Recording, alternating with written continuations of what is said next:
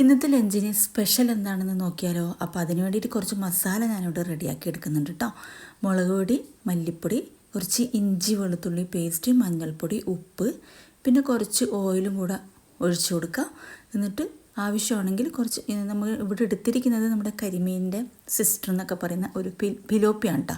കുറച്ച് വലുപ്പമുള്ള ഫിലോപ്പിയാണ്. അപ്പോൾ ഉപ്പും മുളകൊക്കെ അതിൽ പിടിക്കാനായിട്ട് കുറച്ച് ബുദ്ധിമുട്ടാണ്. സാധാരണ അതിൽ ഉപ്പും പുളിയൊക്കെ പിടിച്ച് വരാനായിട്ട് കുറച്ച് ബുദ്ധിമുട്ടാണ്. അപ്പോൾ അതിന് വേണ്ടിയിട്ട് ഞാൻ ഇത്തിരി വാളംപുളിയുടെ വെള്ളം ഉണ്ടല്ലോ അതും കൂടെ ചേർത്തിട്ടാണ് ഞാനിത് മിക്സ് ചെയ്യുന്നത്.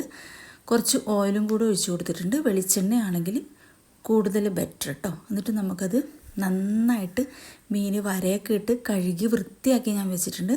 നമുക്ക് മസാല നന്നായിട്ട് കുഴച്ച് മിക്സ് ചെയ്തതിന് ശേഷം ആ മീനിലേക്ക് നന്നായിട്ട് തേച്ച് പിടിപ്പിക്കുക കേട്ടോ. പിന്നെ അതുപോലെ തന്നെ എൻ്റെ വീഡിയോസ് മുഴുവനായിട്ട് കാണുക. ഇഷ്ടപ്പെടുകയാണെങ്കിൽ ലൈക്ക് ചെയ്യുക, ഷെയർ ചെയ്യുക. സബ്സ്ക്രൈബ് ചെയ്യാതെ ആരെങ്കിലും വീഡിയോസ് കാണുന്നുണ്ടെങ്കിൽ പ്ലീസ് ഒന്ന് സബ്സ്ക്രൈബ് ചെയ്തിട്ട് കാണുക കേട്ടോ. അപ്പോൾ ഞാനിവിടെ മീനൊക്കെ 2 മുഴുവനായിട്ട് ഉള്ള മീനാണ് എടുത്തിരിക്കുന്നത്. നല്ല മാംസമൊക്കെ ഉള്ള ഫിലോപ്പിയാണ്. അപ്പോൾ നിങ്ങളത് ഇങ്ങനെ ഒന്ന് ചെയ്തോ. ഒരു ഏതൊരു ചിക്കൻ ആയാലും ബീഫായാലും ഫിഷായാലും ഒക്കെ നമ്മൾ ഫ്രൈ ചെയ്യുന്നതിന് ഒരു അരമണിക്കൂർ മുന്നേ തന്നെ നമ്മൾ മസാലയൊക്കെ തേച്ച് റെസ്റ്റ് ചെയ്യാനായിട്ട് വെക്കണം കേട്ടോ. അത് അവിടെ നിന്ന് അരമണിക്കൂർ കഴിയുമ്പോഴത്തേക്കും ഞാനിവിടെ സാമ്പാറാണ് സിമ്പിളായിട്ട് എൻ്റേതായ രീതിയിൽ എങ്ങനെ സാമ്പാർ ഉണ്ടാക്കി എടുക്കുന്നതെന്നുള്ളതാണ് ഞാനിപ്പോൾ ഇവിടെ കാണിക്കുന്നത്. അതിനുവേണ്ടി പരിപ്പ് ഞാൻ ഓൾറെഡി ഇത്തിരി മഞ്ഞളിട്ടിട്ട് വേവിച്ച് വെച്ചിട്ടുണ്ടായിരുന്നു. നമ്മുടെ സാമ്പാർ പരിപ്പാണ് കേട്ടോ. അത് വെന്ത് കഴിഞ്ഞതിന് ശേഷം ഒരൊറ്റ വിസിൽ മതി. അത് വെന്ത് കഴിഞ്ഞതിന് ശേഷം കയ്യിലുള്ള പച്ചക്കറികൾ ഞാനിവിടെ ഉരുളക്കിഴങ്ങ്, തക്കാളി, വെണ്ടക്ക, ഒരു 2-3 ബീൻസ്, വെളുത്തുള്ളി, സവാള, പച്ചമുളക്, ഇത്രയും മാത്രമേ ഉള്ളൂ. നമ്മുടെ കയ്യിലുള്ള വെജിറ്റബിൾസ്, പിന്നെ വഴുതനങ്ങയുണ്ട്, അതും കൂടെയുണ്ട്. അത് ഇത്തിരി പുളിവെള്ളമൊക്കെ ചേർത്തിട്ട് നമുക്ക് ഒരു വിസിൽ പോകുന്നവരൊന്ന് വെയിറ്റ് ചെയ്യാം. ഒരുപാട് വിസിൽ പോകേണ്ട, പച്ചക്കറി നന്നായിട്ട് ഉടഞ്ഞു പോകും. അതിൻ്റെ ആവശ്യമില്ല, ഒരു വിസിൽ മതി കേട്ടോ. അതുവരെ വെയിറ്റ് ചെയ്യാം. അപ്പോൾ അപ്പോഴത്തേക്ക് നമ്മുടെ മീൻ ഓൾറെഡി ഇവിടെ അരമണിക്കൂർ കഴിഞ്ഞിട്ടുണ്ട്. നമുക്കിതൊന്ന് ഫ്രൈ ചെയ്തെടുക്കാം. നന്നായിട്ട് ഫ്ലെയിമൊന്ന് കൂട്ടി വെച്ചതിന് ശേഷം എണ്ണയൊക്കെ നന്നായി ചൂടായി വന്നതിന് ശേഷം ഇത്തിരി കറിവേപ്പില ഇട്ട് കൊടുക്കാം. കറിവേപ്പില ഇട്ട് കൊടുത്ത് നന്നായിട്ട് പൊട്ടി വന്നതിന് ശേഷം നമ്മുടെ മീനൊന്ന് ഇട്ട് കൊടുത്തതിന് ശേഷം മീഡിയം ഫ്ലെയിമിലേക്ക് ആക്കാം കേട്ടോ. മീൻ എപ്പോഴും ഫ്രൈ ചെയ്യുന്ന സമയത്ത് മീഡിയത്തിൽ ഇട്ട് വേണം ഫ്രൈ ചെയ്യാനായിട്ട്. കൂട്ടി വെച്ച് കഴിഞ്ഞാൽ അതിൻ്റെ ഉള്ളൊന്നും ശരിക്കും വേവത്തില്ല. അപ്പോൾ ആ ഒരു രീതിയിൽ വേവിച്ചെടുക്കാം കേട്ടോ. നല്ല ലോ ആക്കരുത്, മീഡിയത്തിൽ വെച്ചിട്ട് നമുക്ക് ഫിഷ് ഒന്ന് ഫ്രൈ ചെയ്തെടുത്ത് ഞാനിപ്പോൾ ഒരു ഭാഗം മറച്ചിടുന്നുണ്ട്. ഇങ്ങനെയൊന്ന് ഫ്രൈ ചെയ്തെടുക്കാം കേട്ടോ. പിന്നെ നമ്മൾ ഈ വീഡിയോയിൽ എന്തെങ്കിലും കുറ്റങ്ങളൊക്കെ വന്നു പോയിട്ടുണ്ടെങ്കിൽ നിങ്ങളത് എനിക്ക് കമൻറ്റ് ബോക്സിലൂടെ അറിയിക്കുക. എന്നാലും മാത്രമേ എനിക്ക് കൂടുതൽ നന്നായിട്ട് വീഡിയോസ് ചെയ്യാനായിട്ട് പറ്റുള്ളൂ. അപ്പോൾ എല്ലാവരും സപ്പോർട്ട് ചെയ്തിട്ട് കാണാം കേട്ടോ. അപ്പോൾ നമ്മൾ മീനോട് ഫ്രൈ ആയിട്ട് അവിടെ മാറ്റി വെച്ചിട്ടുണ്ട്. പിന്നീട് നമുക്കൊരു ഇത്തിരി ബീൻസും കൂടി ഒരു ഉപ്പേരിയാക്കിയിട്ട് എടുക്കാം കേട്ടോ. നിങ്ങളെന്താ പറയണതെന്ന് അറിയില്ല. ഇവിടെ നമ്മുടെ നാട്ടിലൊക്കെ ആണെങ്കിൽ ഉപ്പേരി, വറവ് അങ്ങനെയൊക്കെയാണ് പറയണത്. അപ്പോൾ അതിലേക്ക് ഞാൻ ഇത്തിരി വെളിച്ചെണ്ണ ഒഴിച്ചു കൊടുത്തിട്ടുണ്ട്. കടുക് പൊട്ടി അതിനുശേഷം കറിവേപ്പില, ഇഞ്ചി വെളുത്തുള്ളി ചതച്ചത്, സവാള, പിന്നെ നമ്മുടെ ബീൻസ് അരിഞ്ഞതും കൂടി ഇട്ട് കൊടുത്തിട്ടുണ്ട്. ഇത്തിരി വലുപ്പത്തിലാണ് കേട്ടോ ഞാൻ ബീൻസ് അരിഞ്ഞേക്കണത്.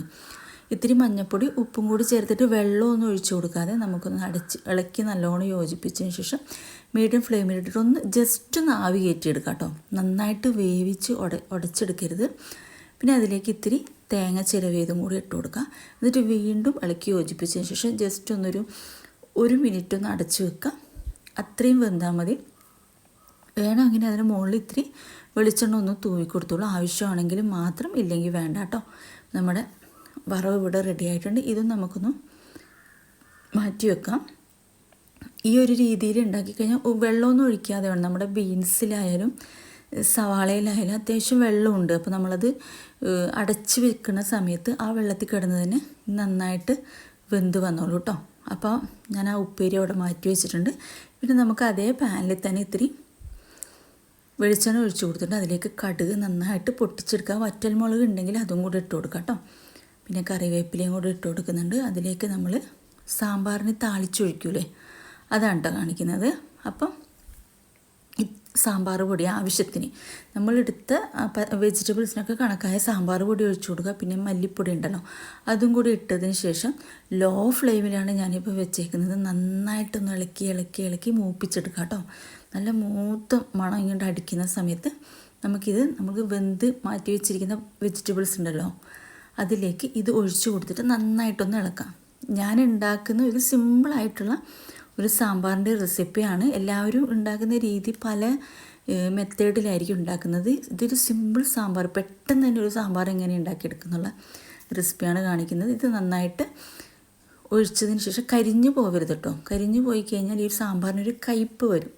ചിലവർ തേങ്ങയൊക്കെ വറുത്തരച്ചിട്ട് അങ്ങനെയൊക്കെ ഒഴിക്കും സാമ്പാറിൽ. എൻ്റെ ഒരു രീതിയാണിത്. എന്നിട്ട് നന്നായിട്ട് കുറച്ച് നമ്മൾ മസാലകളൊക്കെ മൂപ്പിച്ചെടുത്ത അതേ ചട്ടിയിൽ തന്നെ ഇത്തിരി വെള്ളം ഒഴിച്ചിട്ട് അതും കൂടി ഒഴിച്ചു കൊടുക്കുക. എന്നിട്ട് ഇതൊന്ന് ജസ്റ്റ് തിളപ്പിച്ച് കഴിഞ്ഞാൽ ഈ ഒരു ടൈമിൽ നിങ്ങൾ ഉപ്പും പുളിയൊക്കെ കറക്റ്റായിട്ടാണോ എന്ന് നോക്കുക കേട്ടോ. കുറവാണെങ്കിൽ ഇട്ട് കൊടുക്കുക. ഇത് നന്നായിട്ടൊന്ന് തിളച്ച് വരുന്നവരെ ഒരുപാടിട്ട് തിളപ്പിക്കേണ്ട, അപ്പോൾ നന്നായിട്ട് കുറുകി വരും. ഇതിപ്പോൾ ആവശ്യത്തിന് കട്ടിയുള്ള ഒരു സാമ്പാറാണ്. ഉപ്പ് നോക്കണം. ഉപ്പ് നോക്കിയിട്ട് ഇളക്കി തിളച്ചതിന് ശേഷം അടച്ചു വെക്കാം കേട്ടോ. അപ്പോൾ ഇന്നത്തെ ലഞ്ചിൻ്റെ സ്പെഷ്യൽ ഇത്രയേ ഉള്ളൂ. അപ്പോൾ എല്ലാവരും വീഡിയോ മുഴുവനായിട്ട് കണ്ടതിന് ശേഷം ഞാൻ പറഞ്ഞതുപോലെ എന്തെങ്കിലും തെറ്റുകുറ്റങ്ങളോ അങ്ങനെ എന്തെങ്കിലും ഉണ്ടെങ്കിൽ കമൻറ്റ് ബോക്സിലൂടെ അറിയിക്കാം. പിന്നെ സബ്സ്ക്രൈബ് ചെയ്യാതെ ആരെങ്കിലും വീഡിയോസ് കാണുന്നുണ്ടെങ്കിൽ സബ്സ്ക്രൈബ് ചെയ്യാം കേട്ടോ. അപ്പോൾ വീഡിയോ കണ്ടതിന് ഒരുപാട് നന്ദി. ഇതുവരെ സപ്പോർട്ട് ചെയ്ത എല്ലാ സബ്സ്ക്രൈബേഴ്സിനും ഒരുപാട് നന്ദിയുണ്ട്. അപ്പോൾ നമ്മുടെ സാമ്പാർ ഇവിടെ തിളച്ച് വന്നിട്ടുണ്ട്.